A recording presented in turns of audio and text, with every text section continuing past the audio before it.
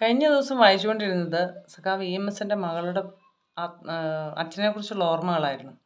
അപ്പോൾ വായിച്ചുകൊണ്ടിരുന്നപ്പോഴാണ് നടക്കുന്നത് അച്ഛനെക്കുറിച്ചുള്ള ഓർമ്മകൾ മകൾ എഴുതുന്നതും സഖാവ് അദ്ദേഹത്തിൻ്റെ ആത്മകഥയിൽ പറഞ്ഞിരിക്കുന്നതുമായ കാര്യങ്ങളുണ്ടല്ലോ. അപ്പോൾ അദ്ദേഹത്തിൻ്റെ ആത്മകഥ തന്നെ വായിക്കാം എന്ന് വിചാരിച്ചു. അതാണ് കുറച്ചുകൂടി കൂടുതൽ EMS എന്ന് പറയുന്ന ആളെ മനസ്സിലാക്കാൻ, അല്ലെങ്കിൽ അദ്ദേഹത്തെക്കുറിച്ചുള്ള അദ്ദേഹത്തെ തന്നെ പരിചയപ്പെടുത്തുന്നത്, അദ്ദേഹം കടന്നു വന്ന വഴികൾ, ഇതെല്ലാം വളരെ കൃത്യമായ ആത്മകഥയിലുണ്ട്. അപ്പോൾ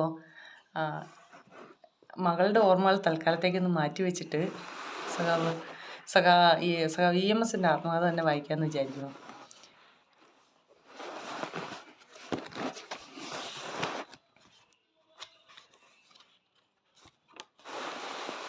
ഒന്നാമത്തെ അധ്യായം ദൈവങ്ങളുടെയും പിശാചുക്കളുടെയും ലോകം എന്നുള്ളതാണ്.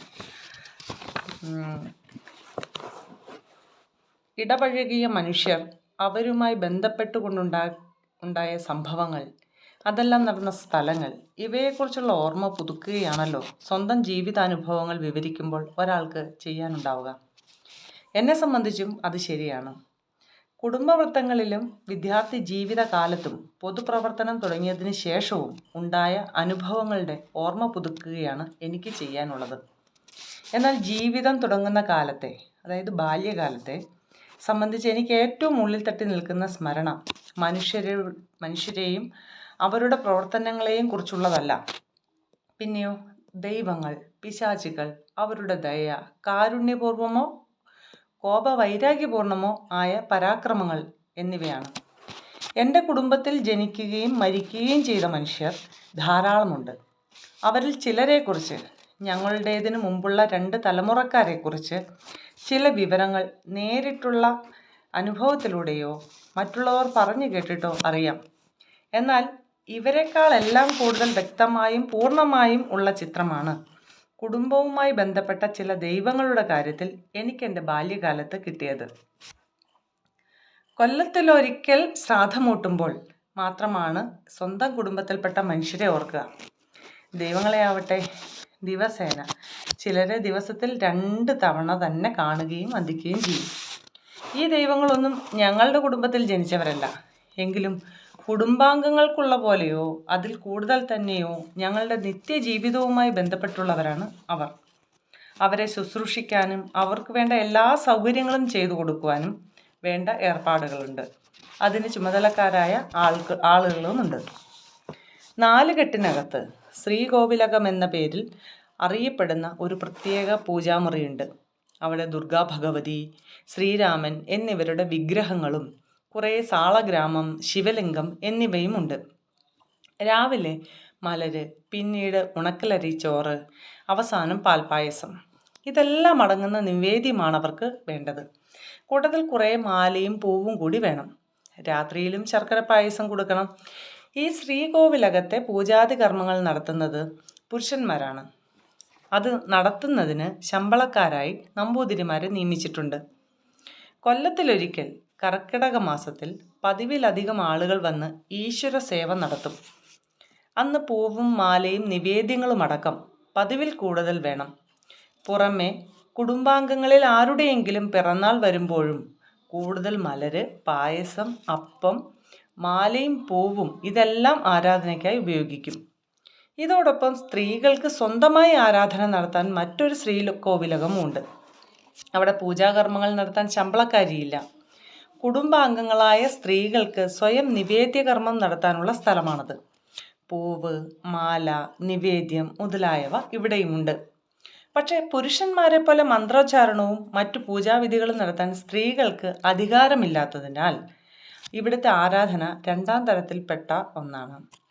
4 കെട്ടിന് പുറത്തുള്ള പൂമുഖത്തും ഉണ്ട് ഒരു ഭഗവതി. പക്ഷെ അവിടെ നിത്യപൂജയില്ല. കുടുംബാംഗങ്ങളുടെ പിറന്നാളുകൾ, മാസം തോറും ഓരോ ആദ്യത്തെ ചൊവ്വാഴ്ച, മകരമാസത്തിൽ ദിവസേന, ഈ നിശ്ചിത ക്രമമനുസരിച്ചാണ് അവിടത്തെ കർമ്മങ്ങൾ നടത്തുക. രാവിലെ ഒരു പൂജ, അതോടൊപ്പം നന്തുണ്ണിപ്പാട്ട്, ചെണ്ടവാദ്യം, രാത്രി കളംപാട്ട്, ഇതാണ് കർമ്മം. മുൻപറഞ്ഞ ദിവസങ്ങൾക്ക് പുറമെ പ്രത്യേക വഴിപാടായും ഈ പാട്ടുകർമ്മം നടത്താറുണ്ട്. കളംപാട്ടിൻ്റെ ഭാഗമായി വെളിച്ചപ്പാട് തുള്ളുകയും നൃത്തം ചെയ്യുകയും മറ്റും ചെയ്യും. ചില പ്രത്യേക ദിവസങ്ങളിൽ ദാരുകവധം പാട്ട് പാടുകയെന്ന വിശേഷ വഴിപാട് കഴിക്കാറുണ്ട്. ചില ദിവസങ്ങളിൽ വെളിച്ചപ്പാടിന് കലി കയറും. അപ്പോൾ ഭഗവതിയുടെ പ്രാതിനിധ്യം വഹിച്ചുകൊണ്ട് അനുഗ്രഹിക്കുക, ശാസിക്കുക, മുന്നറിയിപ്പ് നൽകുക, ശപിക്കുക മുതലായവയെല്ലാം ചെയ്യും. അത് കേട്ടു നിൽക്കുന്നവർ ഭക്തിപരവശരായി ഭഗവതിയുടെ കൽപ്പന അനുസരിക്കാൻ തയ്യാറാവും. മറ്റൊരു ഭഗവതിയെ കുടിവെച്ച ഒരു കെട്ടിടം 4 കെട്ടിന് പുറത്തുണ്ട്. അതൊരു ഇരുനില കെട്ടിടമാണ്. അതിൻ്റെ മുകളിലാണ് ഭഗവതി. അതുകൊണ്ട് ആ ഭഗവതിയുടെ പേര് മാളികയിൽ ഭഗവതി എന്നാണ്. അവിടെയും നിത്യപൂജയില്ല. മാസത്തിലൊരു തവണ ആദ്യത്തെ വെള്ളിയാഴ്ച മാത്രമേ ആരാധനയുള്ളൂ. കുടുംബങ്ങളിൽ വെച്ച് ഏറ്റവും പ്രായം കൂടിയ പുരുഷനാണ് അവിടെ പൂജ നടത്തുക. അപൂർവം ചില സന്ദർഭങ്ങളിൽ തന്ത്രി നമ്പൂതിരി വന്ന് കുരുതി തർപ്പിക്കുക എന്ന കർമ്മവും ചെയ്യും. ഈ ഭഗവതിമാരെ, വിശേഷിച്ച് പൂമുഖത്തെയും മാളികയിലെയും ഭഗവതിമാരെ കുറിച്ചുള്ള നിരവധി കഥകൾ ഞങ്ങളുടെ ബാല്യകാലത്ത് കേട്ടിട്ടുണ്ട്. ഉഗ്രമൂർത്തികളായ അവർ തറവാടിൻ്റെ ശത്രുക്കളെ തകർക്കും. കുടുംബാംഗങ്ങൾ തന്നെ തെറ്റ് ചെയ്താൽ കഠിനമായി ശിക്ഷിക്കും.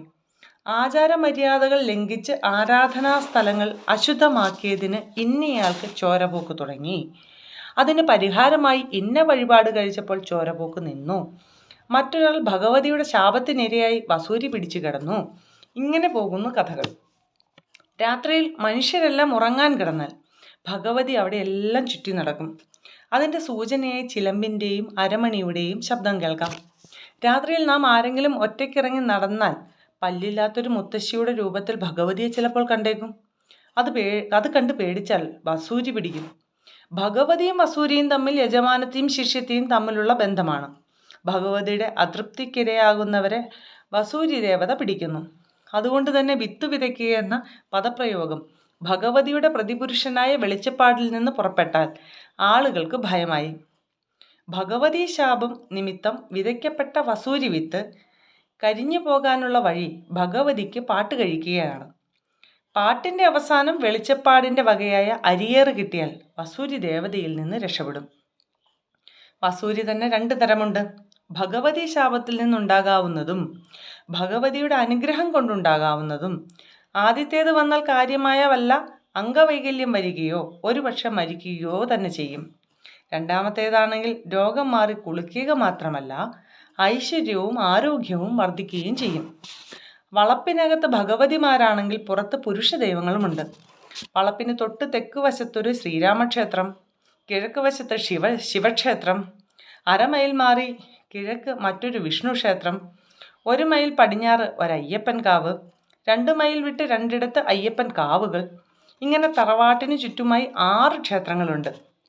അവിടെയൊക്കെ ഒരു വിധത്തിൽ അല്ലെങ്കിൽ മറ്റൊരു വിധത്തിൽ നിത്യപൂജയുമുണ്ട്. വിശേഷ ദിവസങ്ങളിൽ വിശേഷ അടിയന്തരങ്ങളും. ഇതെല്ലാം തറവാട്ടിന് ചുറ്റുവട്ടത്തുള്ള ക്ഷേത്രങ്ങളാണ്. ഇവയ്ക്ക് പുറമെ തറവാട്ട് വകയായി വേറെയും അനേകം ക്ഷേത്രങ്ങളുണ്ട്. എവിടെ കുടുംബസ്വത്തുണ്ടോ അവിടെയൊക്കെ ഓരോ ക്ഷേത്രവും തേവരുമുണ്ട്. ഈ ആരാധനാലയങ്ങളും ക്ഷേത്രങ്ങളുമായി ബന്ധപ്പെട്ടുകൊണ്ടാണ് ഞങ്ങളുടെ ബാല്യകാല ജീവിതം.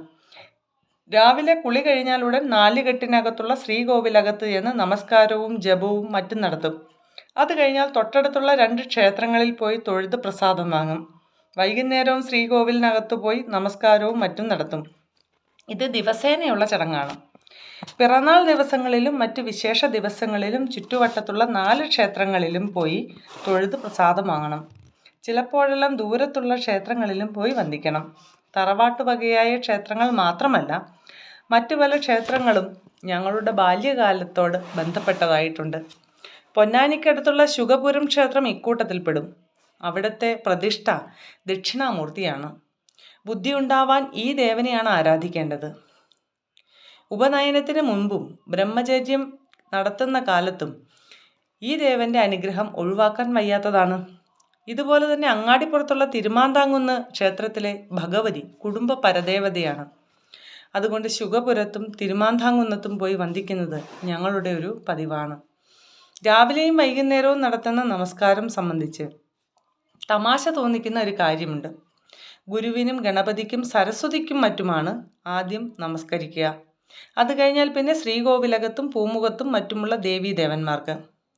അതും കഴിഞ്ഞാൽ ഗുരുവായൂർ, വൈക്കം മുതലായവയടക്കം ഓരോ ക്ഷേത്രത്തിൻ്റെയും പേരെടുത്തു പറഞ്ഞ് അവർക്ക് ഓരോരുത്തർക്കും അവസാനം വല്ലവരെയും വിട്ടുപോയെങ്കിൽ അവർക്ക് അതിന് പ്രതിവിധിയായി. ഈശ്വരന്മാരെ എല്ലാവർക്കും കൂടിയൊന്നും. ഇതാണ് ആ തമാശ തോന്നിക്കുന്ന ചടങ്ങ്. ദേവീദേവന്മാരിൽ ഓരോരുത്തർക്കും അവരവരുടേതായ കഴിവുകളും വൈദഗ്ധ്യവുമുണ്ട്. സ്ത്രീ ഉണ്ടാക്കുക അഥവാ സ്വത്തുണ്ടാക്കുക ദുർഗാദേവിയുടെ പ്രത്യേക കഴിവാണ്. അതുകൊണ്ട് ആ ദേവിയെ പ്രീതിപ്പെടുത്തണം. ബുദ്ധിമാനാകണമെങ്കിൽ സരസ്വതീ ദേവിയുടെ അനുഗ്രഹമാണ് വേണ്ടത്. ആയുസ് നൽകുന്നതിൻ്റെ പരമാധികാരി ശിവനാണ്. വിഘ്നപരിഹാരത്തിൻ്റെ വകുപ്പ് ഗണപതിയുടെ കയ്യിലാണ്. രോഗശാന്തി കിട്ടാൻ വന്ദിക്കേണ്ടത് ഗുരുവായൂരപ്പനെയും വൈക്കത്തപ്പനെയുമാണ്. ഇവരെല്ലാം പ്രസാദിച്ചാലേ ആയുരാരോഗ്യ സമ്പദ് സമൃദ്ധി ഉണ്ടാവുകയുള്ളൂ. എന്നതിനാൽ ഒരാളെയും വിടാൻ വയ്യ. ദേവീദേവന്മാർ തമ്മിൽ ചില ബന്ധങ്ങളുണ്ട്. അവരുടെ അധികാരാതിർത്തികൾ ഭൂമിശാസ്ത്രപരമായിട്ട് പോലും തിട്ടപ്പെടുത്തിയിട്ടുണ്ട്. ദേവീദേവന്മാർ തമ്മിൽ ഈ കൂട്ടത്തിൽ തിരുമാന്താംകുന്ന് ഭഗവതിയുടെ അതിർത്തിയിൽ അഥവാ തട്ടകത്തിൽപ്പെട്ട സ്ഥലത്താണ് ഞങ്ങളുടെ തറവാട് നിൽക്കുന്നത്. ഭഗവതിക്ക് ഏറ്റവും ഇഷ്ടമായ വഴിപാട് കളമ്പാട്ടാണ്. അതുകൊണ്ടാണ് ഞങ്ങളുടെ പൂമുഖത്ത് ആ ഭഗവതിയെ കുടിയിരുത്തിയിട്ടുള്ളതെന്നും അവിടെ നിശ്ചിത ക്രമം അനുസരിച്ച് കളമ്പാട്ട് നടത്തുന്നതും തൊട്ടടുത്തുകൂടെ ഒഴുകുന്ന പുഴ കടന്ന് അക്കരെ ചെന്നാൽ തട്ടകം മാറി ഭഗവതിയല്ല, വേട്ടക്കാരനാണ് അവിടുത്തുകാരുടെ പരദേവത. അവിടെ കളമ്പാട്ടിന് പകരം വേട്ടക്കാരൻ പാട്ടാണ്. ഞങ്ങളുടെ പരദേവതയായ ഭഗവതിക്ക് കോഴി വെട്ടിഷ്ടമല്ല. അതിനു പകരം അരിയും മഞ്ഞളും ചേർത്ത ഒരുതരം ഗുരുതിയാണ് വേണ്ടത്. എന്നാൽ അക്കരെയുള്ള ഒരു ക്ഷേത്രത്തിൽ മുളയങ്കാവിൽ പ്രതിഷ്ഠിച്ചിരിച്ചിട്ടുള്ള ഭഗവതിക്ക് ഗുരുതി പോരാ, കോഴികളുടെ ചോര തന്നെ വേണം. അതുകൊണ്ട് കോഴിവെട്ട് നടത്തി ആ ഭഗവതിയെ പ്രസാദിപ്പിക്കാൻ ആഗ്രഹിക്കുന്ന ഭക്തന്മാർ ആ കാവു വരെ പോകാൻ വയ്യെങ്കിൽ തിരുമാന്താംകുന്ന് തട്ടകം വിടുന്നതിന് പുഴ കടക്കുകയെങ്കിലും ചെയ്യും. ഞങ്ങളുടെ തറവാട്ടിന് ചുറ്റുമുള്ള ചിലർ തന്നെ വിശേഷ ദിവസങ്ങളിൽ പുഴ കടന്ന് അക്കരെയുള്ള മണപ്പുറത്ത് ചെന്നിരുന്ന് കോഴിവെട്ട് നടത്തുന്നത് കാണാറുണ്ട്. ഞങ്ങളുടെ തട്ടകത്തെ പരദേവതയായ തിരുമാന്താംകുന്ന് ഭഗവതിയും കൊടുങ്ങല്ലൂർ ഭഗവതിയും ഒന്നാണ്. തട്ടക വ്യത്യാസവും മറ്റും നിമിത്തം ചില വ്യത്യാസങ്ങളോട് കൂടിയാണെങ്കിലും ഇവർക്കുള്ള പൂജാതി കർമ്മങ്ങൾ ഏതാണ്ട് ഒന്നു തന്നെ. ഇതുതന്നെയാണ് വേട്ടക്കാരനും അയ്യപ്പനും തമ്മിലുള്ള ബന്ധവും. അതുകൊണ്ട് ഞങ്ങളുടെ തട്ടകത്തിൽ വേട്ടക്കാരൻ പാട്ടില്ലെങ്കിലും അയ്യപ്പനുള്ള തീയാട്ടുണ്ട്. ഇവിടെ പേർ പറഞ്ഞതെല്ലാം ദൈവങ്ങളുടേതാണല്ലോ. ഇതുപോലെ തന്നെ പ്രേതങ്ങളും പിതൃക്കളും പിശാചുക്കളും ഉണ്ട്. അവർക്ക് ദൈവങ്ങളെപ്പോലെ കൃത്യമായ ആസ്ഥാനമില്ല. എങ്കിലും അവർ നമുക്ക് ചുറ്റും ജീവിക്കുന്നു, ചുറ്റി നടക്കുന്നു. മനുഷ്യരെ പേടിപ്പെടുത്താനും ഉപദ്രവിക്കാനുമല്ലാതെ അനുഗ്രഹിക്കാൻ അവർക്കറിയില്ല. ഇതാണ് അവരും ദൈവങ്ങളും തമ്മിലുള്ള വ്യത്യാസം. അതുകൊണ്ട് എന്തെങ്കിലും കാര്യം സാധിക്കാൻ വേണ്ടി ഇവരെ ആരാധിക്കാറില്ല. ദൈവങ്ങളെ എന്ന പോലെ പ്രേതങ്ങളെയും പിതൃക്കളെയും ആരാധിക്കാറുണ്ട്. പക്ഷെ അവരിൽ നിന്ന് നമുക്ക് എന്തെങ്കിലും കിട്ടാനല്ല, അവർക്ക് തന്നെ ഗതി വരാനാണ്. ഇത്തരത്തിലുള്ള ആരാധന പോലും പിശാചുക്കൾക്കല്ല. അവരുടെ ഉപദ്രവം ഇല്ലാതാക്കാൻ ദേവീദേവന്മാരെയാണ് പ്രീതിപ്പെടുത്തേണ്ടത്. ദൈവങ്ങളും പിശാചുക്കളും തമ്മിൽ ഒരു കാര്യത്തിൽ സാദൃശ്യമുണ്ട്. മനുഷ്യാകൃതിയിൽ നമ്മുടെ മുമ്പിൽ പ്രത്യക്ഷപ്പെടാൻ അവർക്ക് കഴിയില്ല. പക്ഷെ മനുഷ്യന് ചെയ്യാൻ കഴിയുന്നതിലും വേഗം അതിലും ഭീകരമായ രീതിയിൽ നമ്മളെ കൊല്ലാനും പരിക്കേൽപ്പിക്കാനും അവർക്ക് കഴിയും. ദൈവങ്ങൾക്ക് നന്മ വരുത്താനും. ഇങ്ങനെ ദൈവകോപവും ഭൂതപ്രേത പിശാചുബാധയും നിമിത്തം വരാനിടയുള്ള അത്യാപത്തുകളെപ്പറ്റി എത്രയെത്ര താക്കീതുകളാണ് ബാല്യകാലത്ത് ഞാൻ കേട്ടിട്ടുള്ളത്. ദൈവങ്ങളോ പിശാചുക്കളോ കാട്ടിക്കൂട്ടിയിട്ടുള്ള ദ്രോഹങ്ങളുടെ എത്ര പേടിപ്പെടുത്തുന്ന കഥകൾ. ഇതെല്ലാം ഞങ്ങൾക്ക് പറഞ്ഞു തന്നിരുന്നവർ അവരുടെ ബാല്യകാലത്തും ഇതെല്ലാം കേട്ടിരിക്കും. അവരും ഇതേപോലെ ഭൂത പ്രേത പിശാചുകളെ ഭയപ്പെടുകയും ദൈവങ്ങളെ വന്ദിക്കുകയും ചെയ്തിരിക്കും. അവരിൽ നിന്ന് ഇതെല്ലാം കേൾക്കുന്ന ഞങ്ങളും വളർന്ന് കുട്ടികളെ വളർത്തേണ്ടെന്ന ഘട്ടമെത്തുമ്പോൾ ഇതൊക്കെ തന്നെ പറയും. അത് കേട്ട അന്നത്തെ കുട്ടികൾ ഇന്ന് ഞങ്ങൾ ചെയ്യുന്നത് പോലെ ഭയചകിതരോ ഭക്തിപരവശരോ ആകും. അങ്ങനെ തലമുറയായി ദൈവങ്ങളുടെയും പിശാചുക്കളുടെയും ലോകം തുടരും. ഇതാണ് 1-ാമത്തെ അധ്യായം.